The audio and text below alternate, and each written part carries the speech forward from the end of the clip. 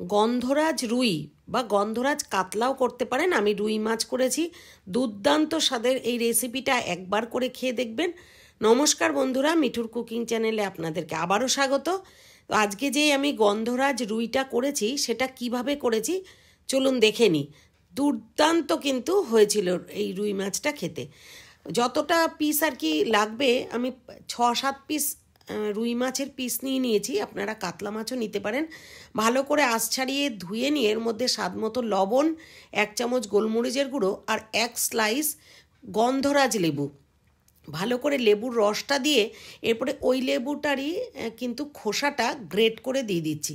এখানে একটা জিনিস মনে রাখবেন যে যখন লেবুর খোসাটা গ্রেট করবেন তখন যেন সাদা পোর্শনটা না দেওয়া হয়। সাদা পোর্শনটা দিলে কিন্তু তেতো হয়ে যাবে। তো শুধুই সবুজ পার্টটা ভালো করে গ্রেট করে দিয়ে দিয়েছি। ওই 1 স্লাইস, এটা কিন্তু কয়েকবারে দেবো খোসাটা গ্রেট করে। তো একবার আমি দিলাম এই সময়টা যখন লবণ মাখিয়ে নিয়েছি। এরপর একটা সাইডে রেখে দিয়ে একটা মিক্সিং বোল নিয়ে 8-10টা কাজু বাদাম, বড় চামচের 2 চামচ মতো টক দই আমি নিয়েছি, 2 টেবিল স্পুন, আর 5-6টা কাঁচা লঙ্কা নিয়েছি। তার মধ্যে 3টে কাঁচা লঙ্কা যেমন ঝাল খাবেন আর কি ঠিক সেভাবেই দিতে হবে। খুব বেশি ঝাল হয় না, আবার একদম ঝাল ছাড়াও নয়। তো 3টে কাঁচা লঙ্কা আমি ভালো করে জল দিয়ে গ্রেট করে নিয়েছি, একদম স্মুথ একটা পেস্ট করে রেখে দিয়েছি। এরপর কড়াইতে বড় চামচের 3 চামচ মতো সর্ষের তেল দিয়ে নিয়েছি। নিয়ে তারপরে মাছগুলোকে জাস্ট এপিট ওপিট করে একটু ভেজে নিতে হবে।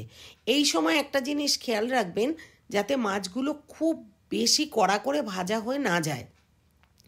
একদম কাঁচাও থাকবে না, আবার খুব কড়া করেও ভাজতে হবে না।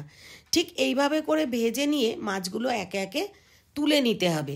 খুব কড়া করে ভাজলে কিন্তু খেতে অতটা বেশি ভালো লাগবে না, আবার কাঁচা রাখলেও কিন্তু ভালো লাগবে না খেতে। তো এইভাবে একবার করে খেয়ে দেখবেন, দারুণ লাগবে। মানে ঘরে যাদেরকে করে খাওয়াবেন বা কোনো গেস্টকে করে খাওয়াবেন তারা কিন্তু আবারও রিকোয়েস্ট করবে ঠিক এইভাবে মাছটা করে দেওয়ার জন্য।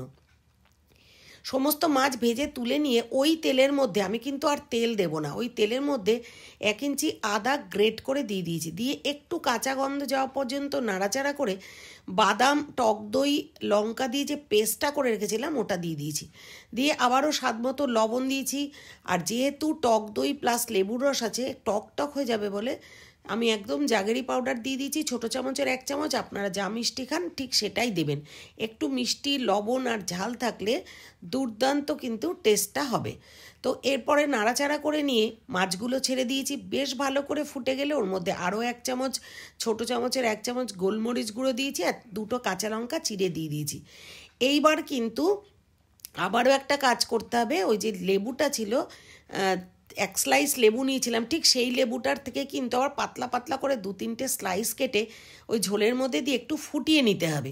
তো তার আগে যখনই স্লাইসগুলো দিয়ে দেবো তারপরেও কিন্তু গন্ধরাজ লেবুর খোসাটা গ্রেট করে এখনও একবার দেব। কাঁচা যখন আমি লবণ মাখিয়েছি তখন একবার গ্রেট করে দিয়েছি কিছুটা।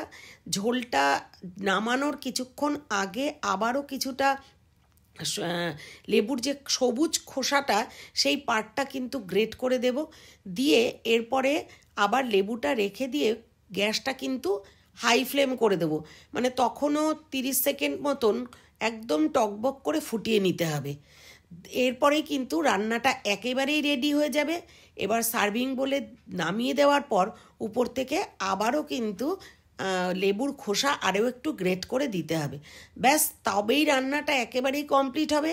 ঠিক এইভাবে একবার করে খেয়ে দেখবেন, দুর্দান্ত লাগবে, মানে কেউ ভুলতেই পারবে না।